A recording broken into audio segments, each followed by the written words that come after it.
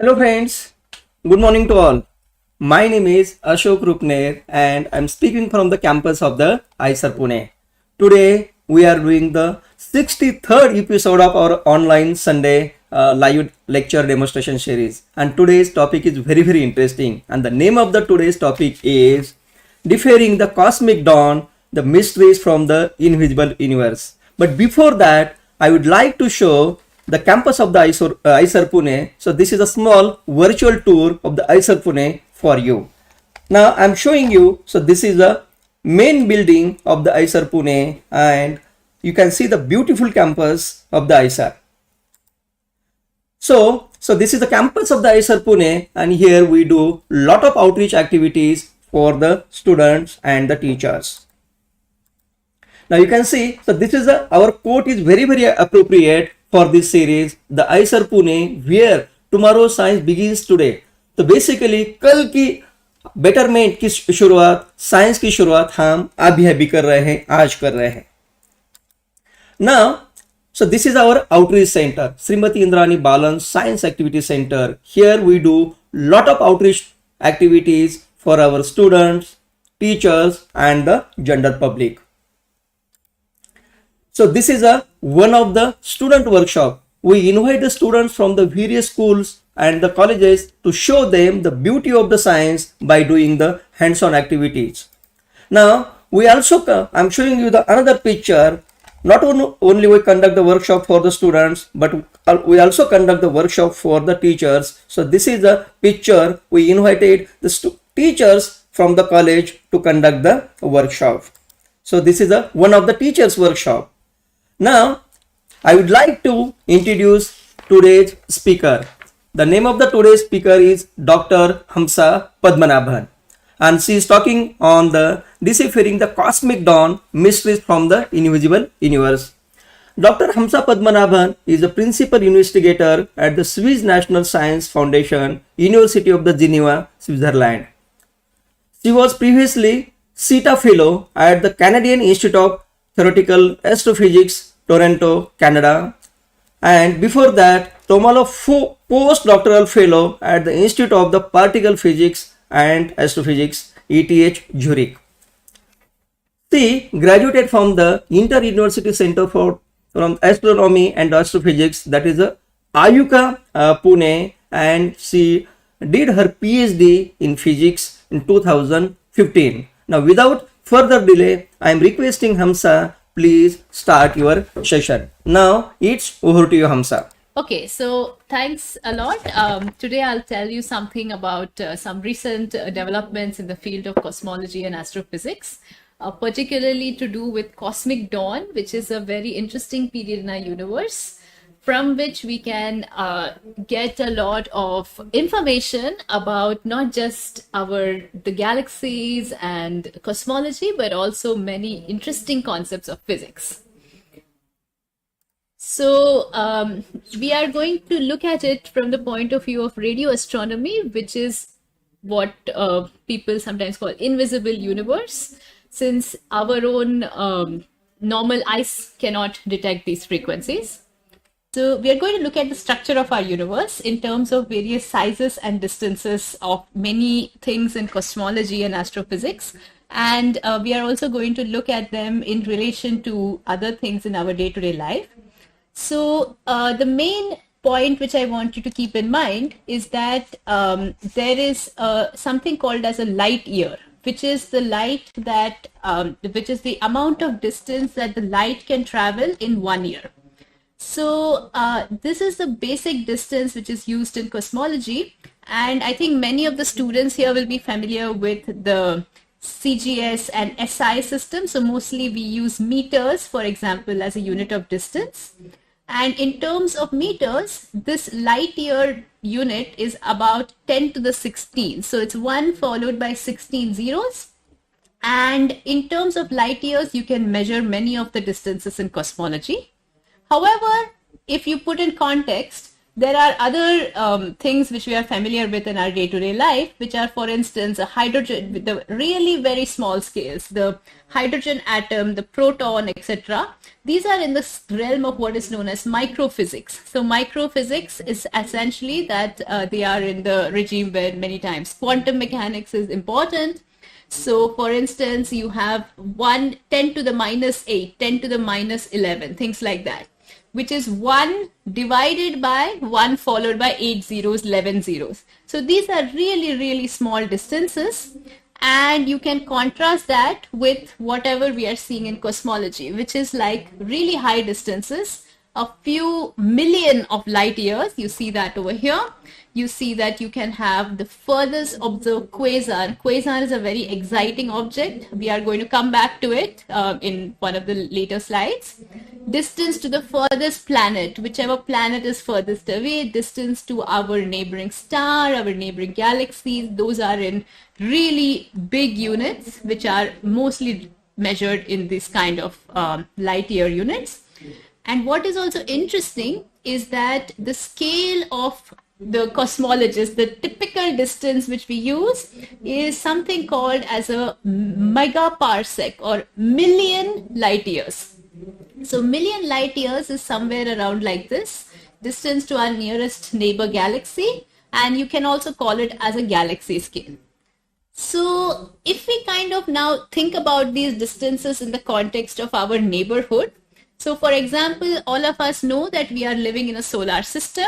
The sun is at the center of that solar system, and many of you who are stargazers, who are amateur astronomers, must be familiar with something or some of these stars in the night sky. So I'm showing you this picture of our neighboring stars.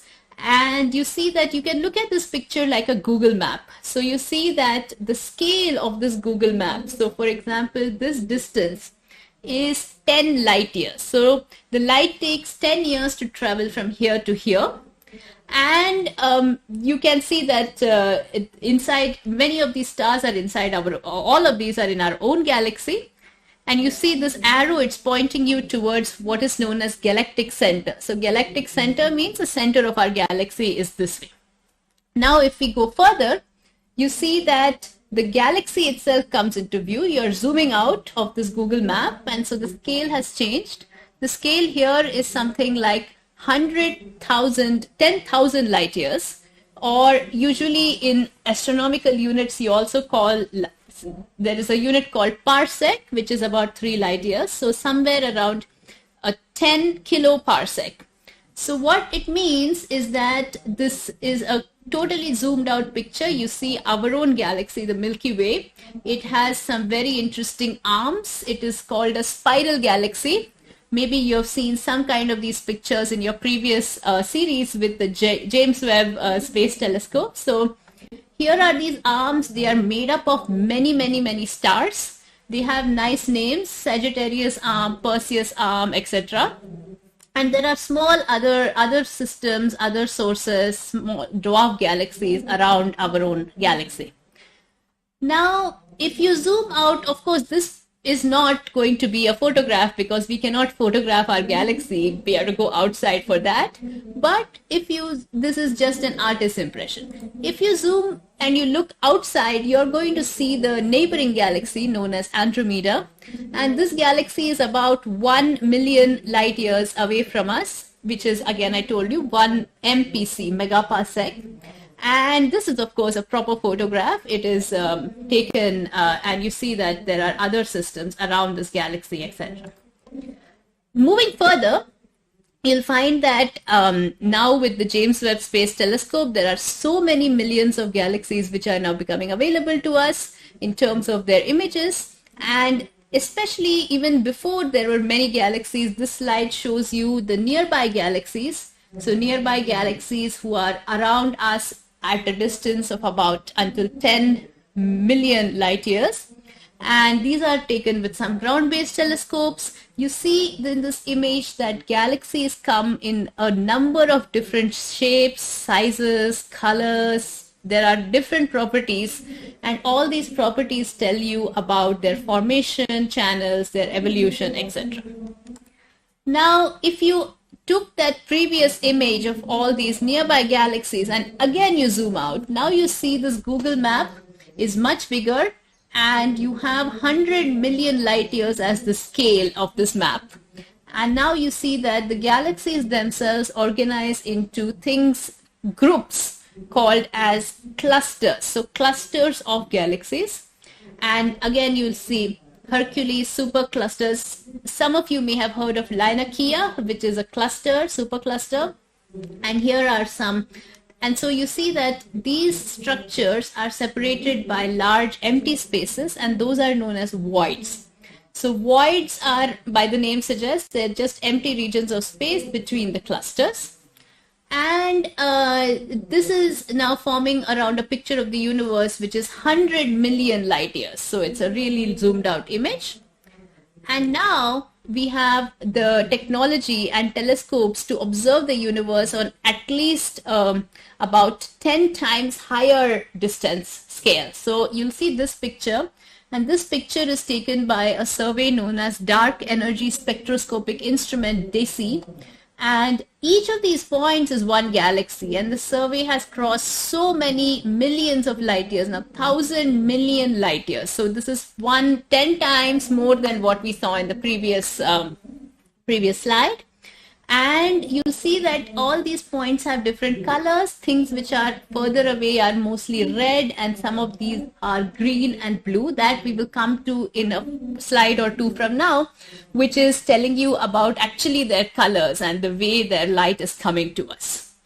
What is very important from this picture and from our understanding of cosmology is that on the larger scale, so on these big scales, the universe looks smooth. The universe looks what is known as homogeneous in the technical terms, and also isotropic. So isotropic means that whatever direction you look, you will see broadly the same thing. So that is true on the larger scales. It's not true, of course, on our Earth and so on, but on the big scales, this is the picture which is established. And there is a lot of information, as I said, can be gained from studying these galaxies, and arguably the most important one of the 20th century, which may be called the discovery from the galaxies, is that the universe is expanding. So this is a concept which needs a little bit of explanation, so I'll spend a couple of slides on that. But the first thing it means is that almost all of the other galaxies are flying away from us. So it means that the galaxies which are around us, as they are further and further away from, for instance, us, their velocities, which is the speed at which they are moving away, is increasing more and more. So that is plotted in this chart, is known as Hubble law, and various others have also contributed to that, and this is one of the ways of saying the universe is expanding. Now there is a good amount of evidence, especially which was collected by Hubble and which can be explained from really starting from the lab, of what it means and what is observed to show us that the universe is expanding. So for instance, if you have a hydrogen lamp in your lab, so here is a picture of a hydrogen lamp, then the spectrum, which means that the light which is emitted by this hydrogen is a unique, it's like a signature, it's like a fingerprint of hydrogen. So for example, if you see this pattern in your lab, you'll know that there is hydrogen. So there is, for instance, one very important line of hydrogen. Maybe some of you know about it. It's called the H-alpha line, and it comes around a wavelength of 650 nanometers. And you see that kind of line tells you hydrogen is present. If you see in the image of a galaxy, when you look at the light from that, if you see a similar pattern, you know hydrogen is present. So in a nearby galaxy, you will find that the same 650 nanometer, you'll see that same line. If you go towards a slightly higher distance, if you go to a galaxy which is further away, what you find is very interesting. You see the same pattern of lines, but it is displaced to the red. So essentially it is going towards slightly longer wavelength than 650 nanometers. You see that the hydrogen line is coming slightly later. Now, if you go towards more distant galaxy, you'll see a further shift in that line, much more red. So for instance, 650 goes higher than that. So meaning that the actual wavelength which is emitted by hydrogen there is 650, but it's being shifted greater and greater to the red. Many of you would have studied this term Doppler effect or Doppler shift. What it means is if something is moving away, then what is emitted by that, for example, sound, becomes shifted to higher and higher wavelengths, to lower and lower frequency. That's exactly what is happening with this hydrogen in galaxies which are much, much away from us. So you can think about it as, it's not entirely accurate, but for now we can think about it as something like the velocity of the galaxy away from us. And this is known as redshift. And more distant galaxies are found to have more and more redshift. So that is very interesting because it means that as they are further and further away, they are actually going faster and faster away even more, right? And that is one also shown here. And this is indeed the biggest evidence we have for an expanding universe. It's an evidence for the expansion of space itself in between the universe. So that is where one of the misconceptions usually arises, and that is what I'm showing here on this slide, that this is not, it's definitely not true that just because the universe is expanding, we are at the center. Some people think, what is it expanding into? Those questions are irrelevant. Those are actually not the right one to ask. All galaxies are equal. We can call it like cosmic democracy. What is happening is you think about a piece of bread or a piece of cake in which there are many raisins or many little points, and that is rising, which means that all these raisins are moving away from each other. So no one raisin is the center of that bread. So that means that this is exactly what is happening. There is no center to our universe, and you can think that essentially the space between objects is increasing, and that is the evidence for the expanding universe.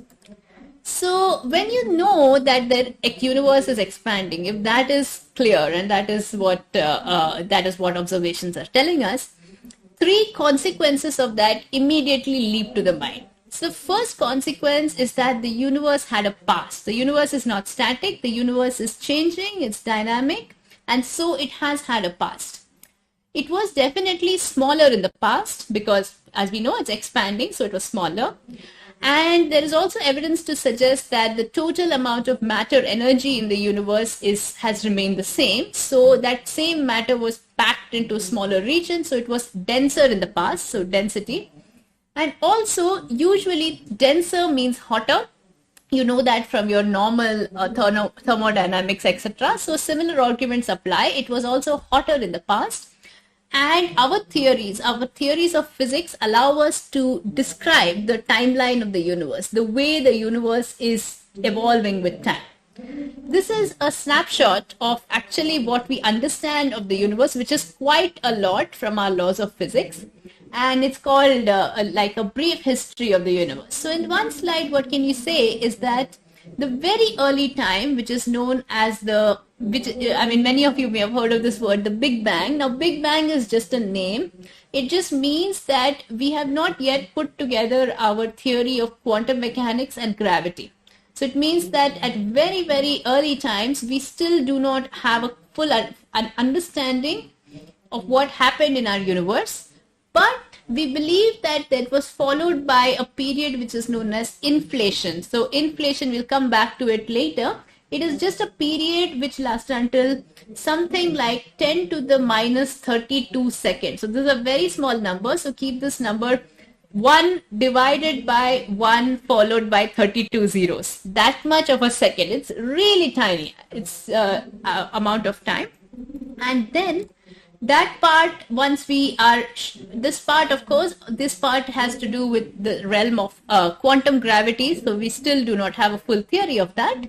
And then, but however, we already know what happens after that. If we had the subatomic particles, they came together, they formed the first few atoms and the first few molecules. For example, the first few atoms like helium, hydrogen, lithium, etc. And that was known as the light elements. The first few light elements formed, not the molecules, just the atoms first. And the most important, one of the interesting transitions started here, which is like there were neutral materials. So first protons and electrons came together, they formed hydrogen, and there was light around this hydrogen. So light, as in we call it radiation. So it was just light which was around in the universe. And whenever there were protons and electrons, the light was very strongly coupled to them. Coupled meaning it was interacting with them. However, around 300,000 years after the Big Bang, so up to here was about a second, minute, etc. 300,000 years, what is known as parting company. It means that the matter and the radiation sort of broke apart from each other. So you had the neutral atoms, mostly neutral hydrogen, little bit of helium, and this light which separated.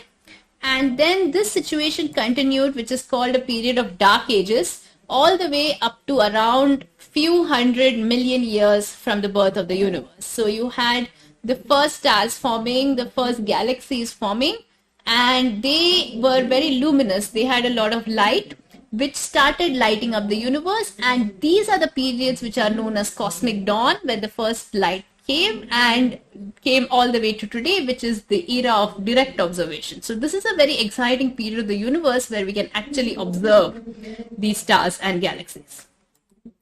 If you want to understand the universe, let's say in a day, so for example, if Big Bang happened at 12 midnight, then this first atoms formed around 12:0008, few minutes, and few seconds, few minutes, and then you had this cosmic dawn about half an hour, which is what we saw, the first stars and galaxies.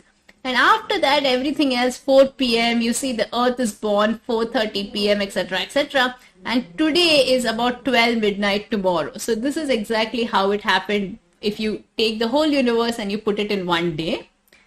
And all of this evolution now has led us to ask and try to answer some very big questions, so fundamental questions. So for one of them being, of course, how did the first galaxies form? So that's a very exciting question to ask. And what was their effect on the rest of the universe? And another popular question, of course, are we alone? Are we the only intelligent life? Are there other life? Is there other life around in the universe?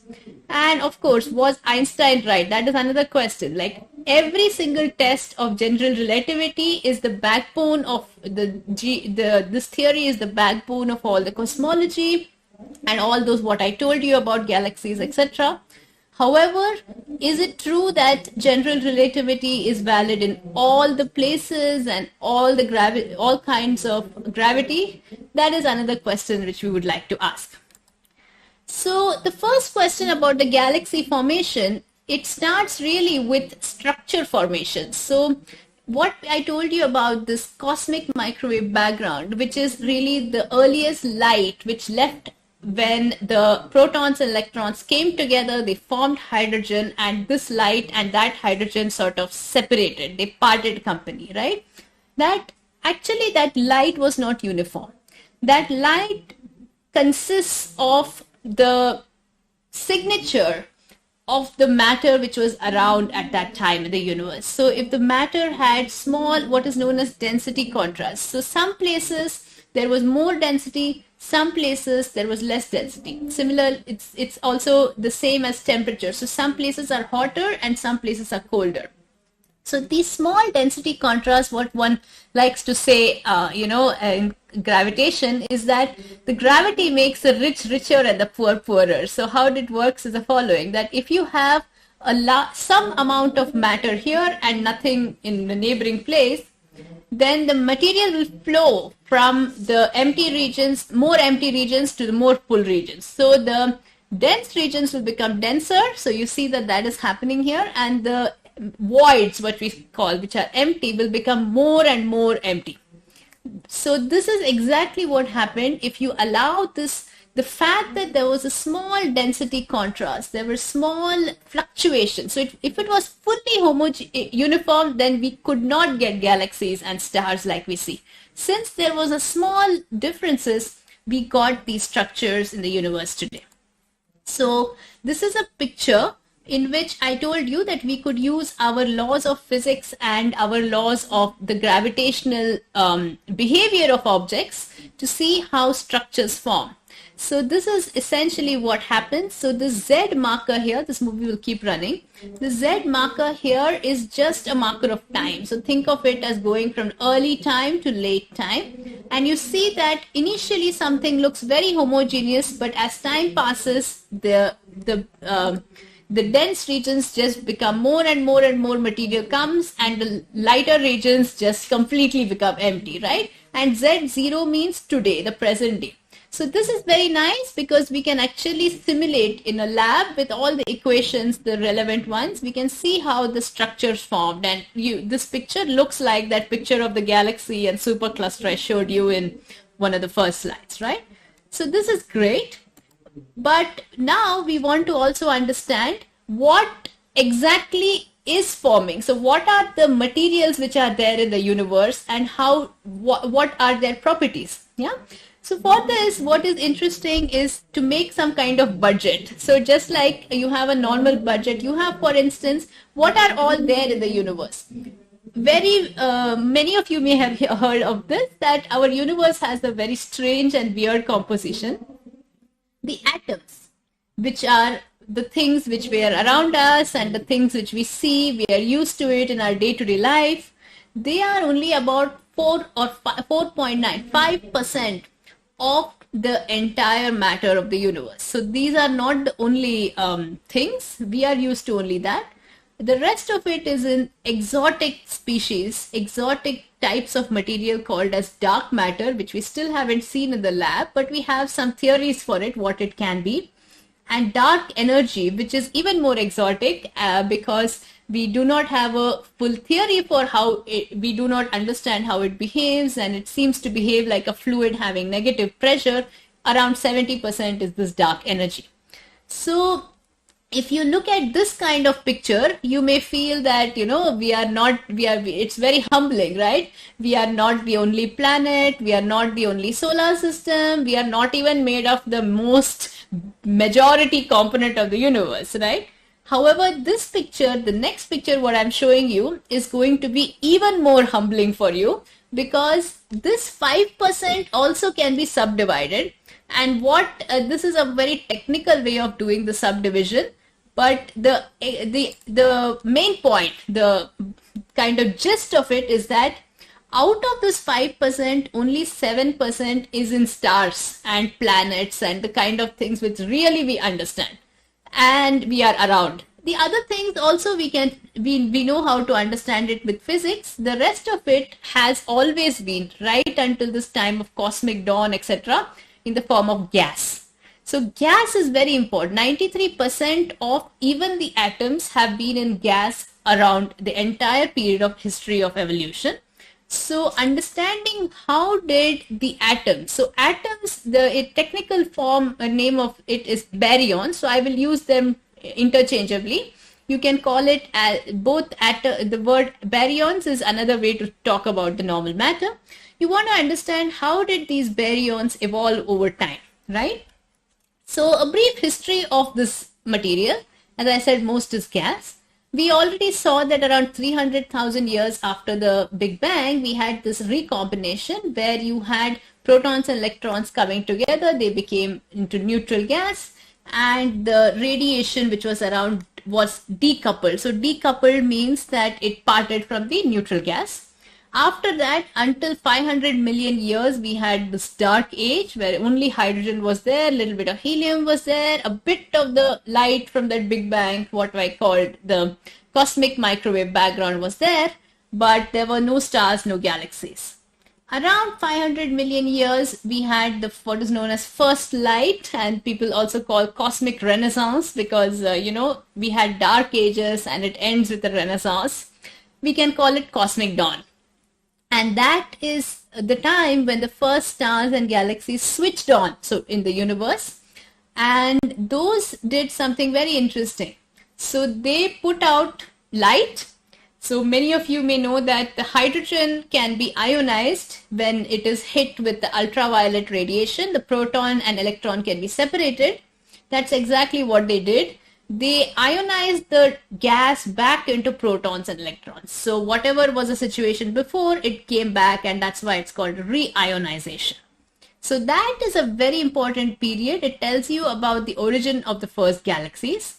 And indeed, that also we can understand by using laws of physics and asking how did the first stars ionize the universe. So here is one of the simulations which has been done to explore this in some detail.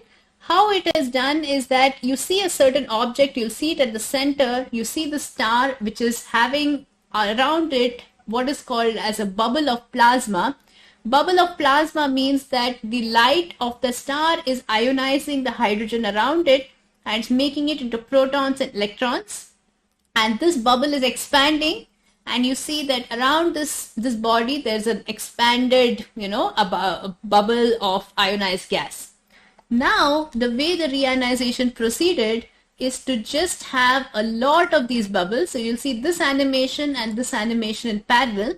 The right hand side animation is what we already saw. We saw one object and we saw how the reionization, how it was ionizing the surrounding. Here you're going to see a large number of such objects on this slide, where you're going to see each of these objects produces a bubble around it. And when all these bubbles overlap, so you see that neighboring objects are producing bubble, bubble, bubble, and all these bubbles will come together. They will overlap, and that when finally the whole overlap happens, we say that reionization has occurred, which means that the whole universe has mostly become ionized and all the bubbles have fully overlapped.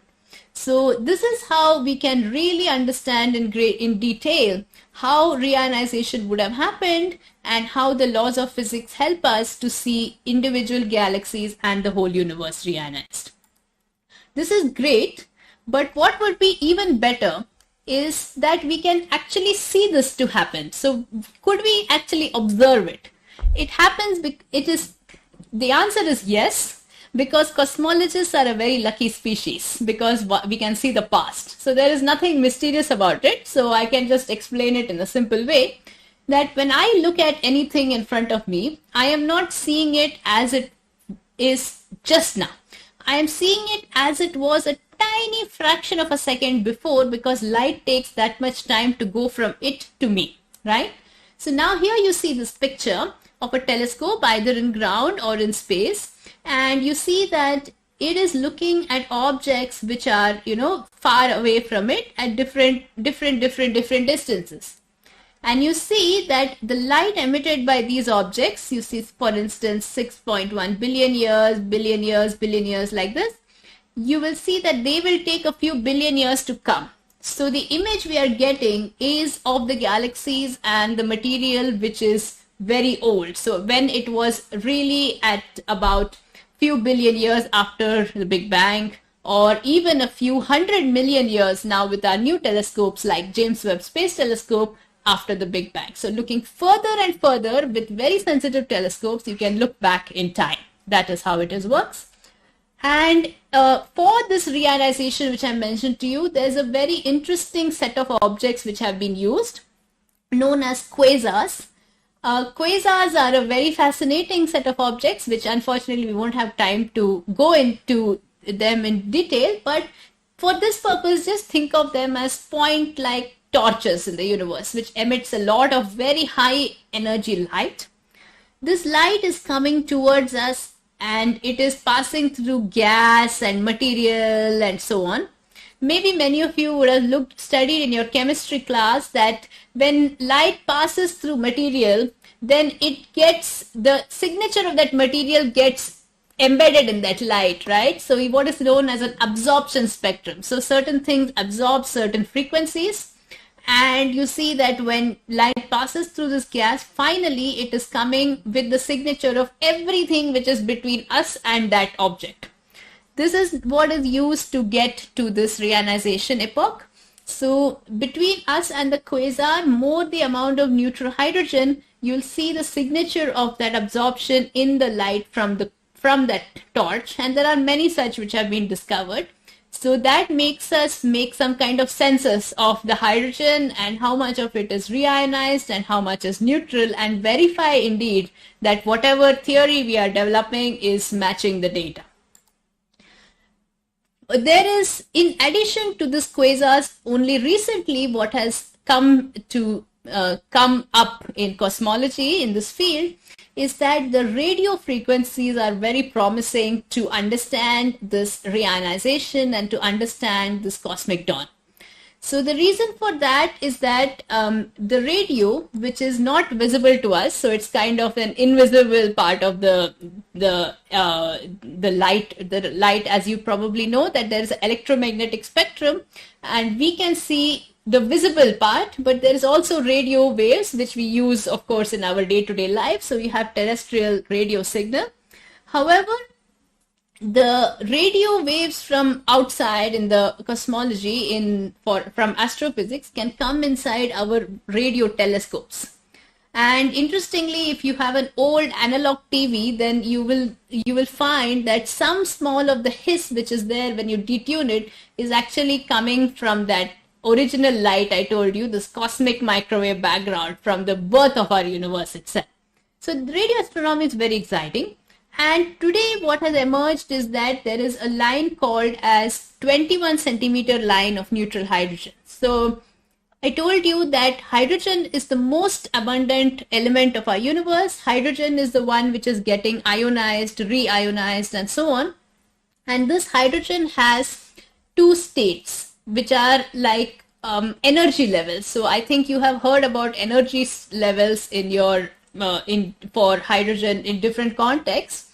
These two energy levels are, there is a proton and electron in hydrogen, and the electron can either live in a state in which a quantity known as spin, the spin of that and the spin of the proton are pointing in the same direction, or the spin of that and the spin of the proton are opposite direction, are oppositely pointed. So you see that these two states happen to be separated by an energy whose wavelength is about 21 centimeters. So when an electron jumps from a top state to the lower state, it will emit a photon, it will emit light with a wavelength of 21 centimeter.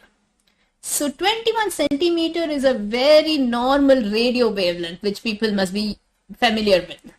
And that is why when you see galaxies through a radio telescope, you are seeing the hydrogen in those galaxies, because you are seeing the hydrogen which is coming, which is emitting light around 21 centimeter. For instance, our own galaxy, you see in this picture here, that our own galaxy, you can see the 21 centimeter emission. You can make a map of that and it will tell you where all the hydrogen is located.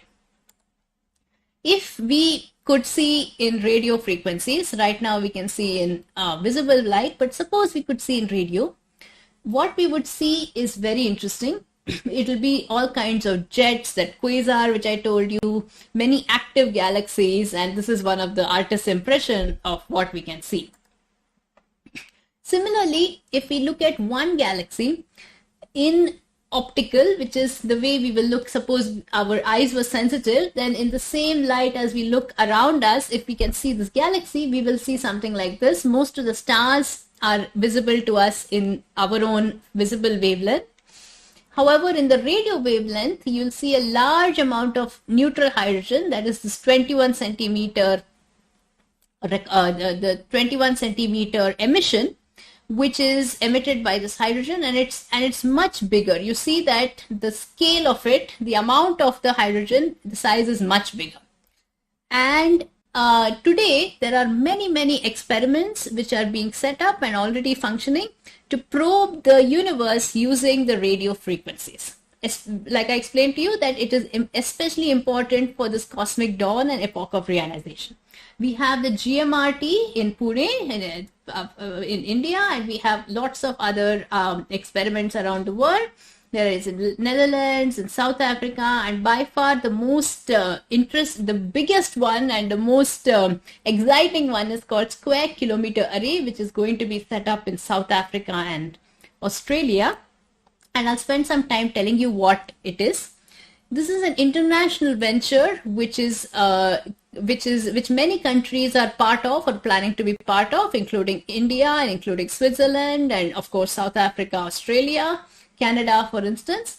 And it is a huge radio telescope. The size of it is almost 1 square kilometer. So that's why Square Kilometer Array.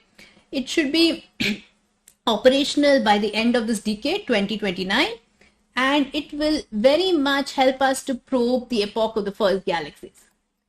So one of the things which is interesting about big data, so the Square Kilometer Array can help us to probe many effects, many of these cosmological evolution, and it will definitely generate a lot of data and definitely be able to observe very large number of observations. A single day's data of the Square Kilometer Array would take about 2 million years to play back on an iPod. So it's a really high amount of data. You can find out more in this website of the Square Kilometer Array.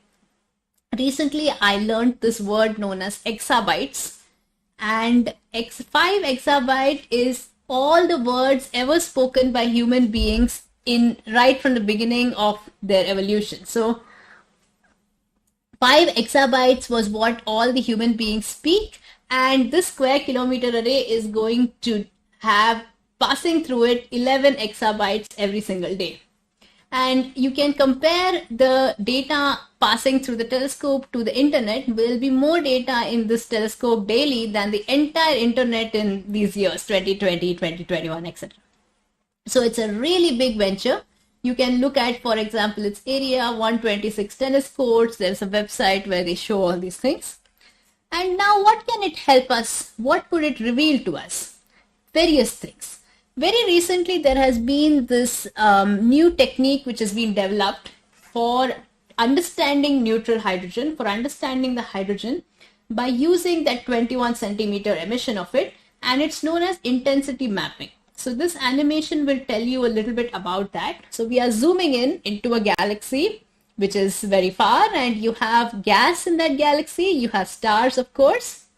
And imagine that all the hydrogen is existing around that galaxy, and this hydrogen is emitting 21 centimeter. You see that the waves are being emitted, and as they are coming to us, I told you the universe is expanding, so they will get stretched. They are getting stretched to more lower and lower frequencies coming into our telescope, and we will see it because we'll see that signature of hydrogen.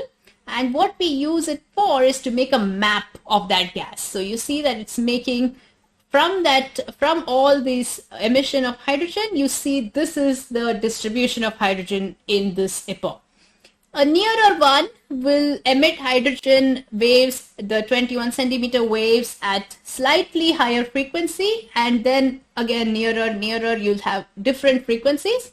So you see that you can make many such maps.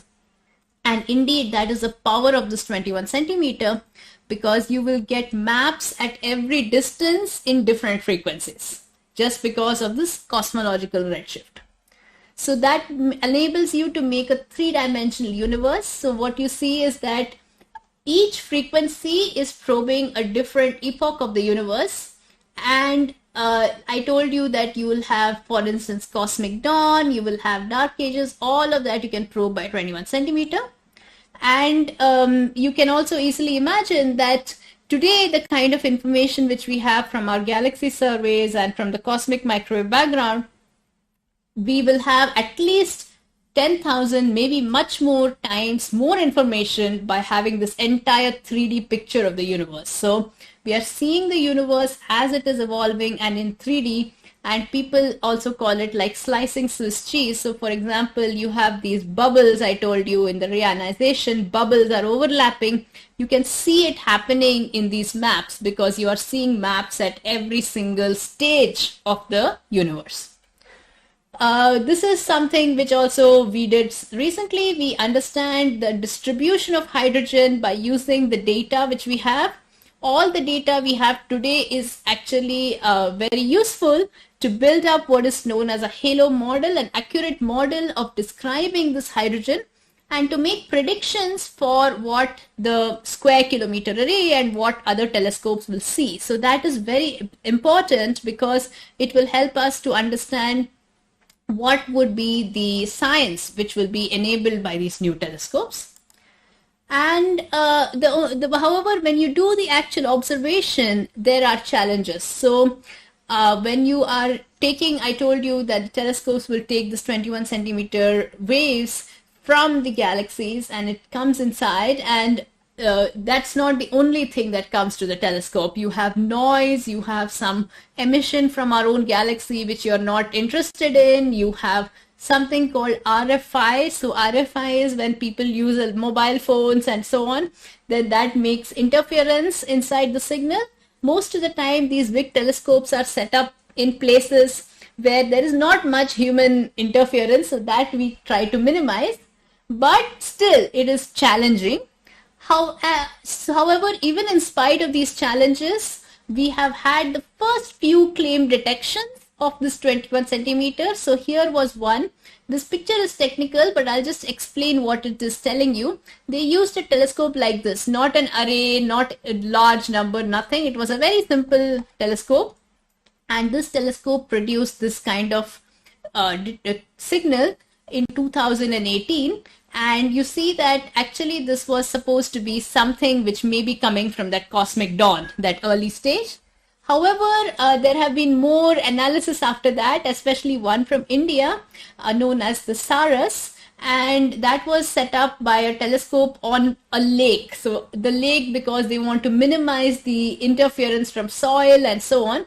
And you see that just as of 1 year ago, we had another news that maybe this is not really from there, and maybe it is something which needs to be confirmed. So it remains to say that the field is really active right now, and many people are working on this first detections. And now that the James Webb Space Telescope has come into the picture, it is even more interesting because we have some complementary studies. So this is something called synergy. This James Webb Space Telescope makes these beautiful maps of galaxies, and you can use that to understand something about the galaxies which you're going to detect in hydrogen with this 21 centimeter. So that's quite interesting. There are other things you can use, not just the visible light and not just the radio. You can use what is called as sub-millimeter carbon. There is a lot of carbon around stars. There are oxygen, and those are also being used to understand the properties of the first galaxies. So this is so the cosmic dawn is really inside our reach, and you can and it will be very interesting to bring all this information together to make a comprehensive study of it. We can also go further and ask whether we can do you can answer some of these big questions, like what happened just after the Big Bang. I told you that there is this period known as inflation, and what is interesting is that this period of inflation actually lasts for is assumed to last for a certain time, and there is a signature of this inflation which will be there in the way the dark matter forms and clusters, and therefore also in the way the hydrogen is distributed. So that is why if you study that hydrogen, you can actually gain some understanding of what happened right after the Big Bang. So that's very exciting. What is dark matter made of? We still do not have the answer from the lab, but we may have an answer from cosmology from this hydrogen, because if you have different candidates for the dark matter, then the way they influence the hydrogen signal will be different, and people have worked out how the different, there is one candidate, for instance, called Axion. So if that was the dark matter, then you would have a different kind of hydrogen map. So we can use the map to understand, shed some light of what is dark matter made of.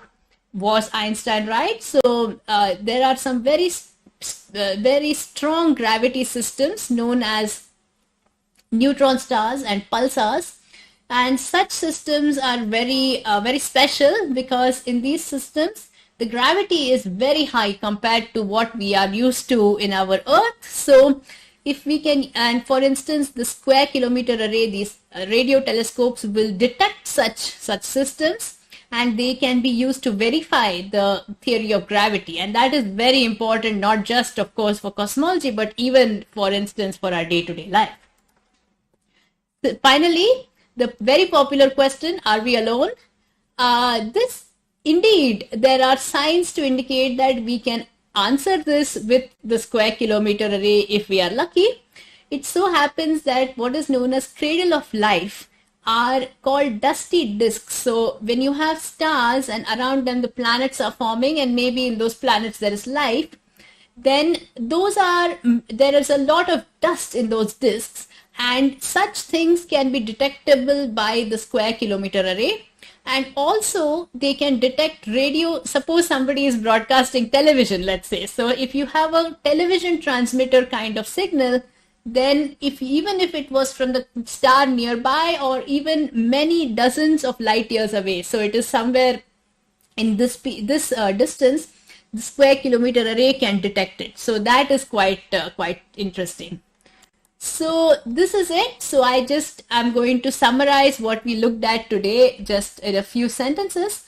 I've told you that we are now able to observe the furthest galaxies, and therefore the earliest time of those galaxies because of the finite speed of light, and we are lucky to be observing the early stages of our universe.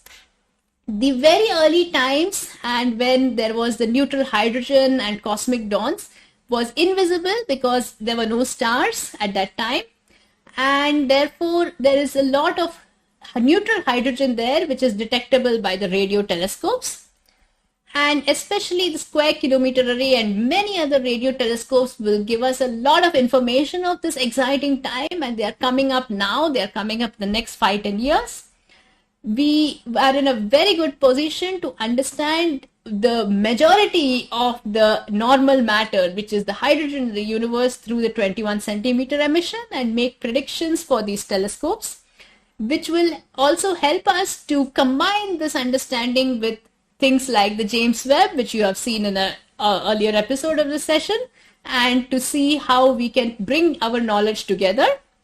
And not only that, we may even be close to answering some of the biggest questions in physics and cosmology, such as the general relativity and are we alone, by exploring the invisible radio universe. So that's it. I will stop here. Thanks.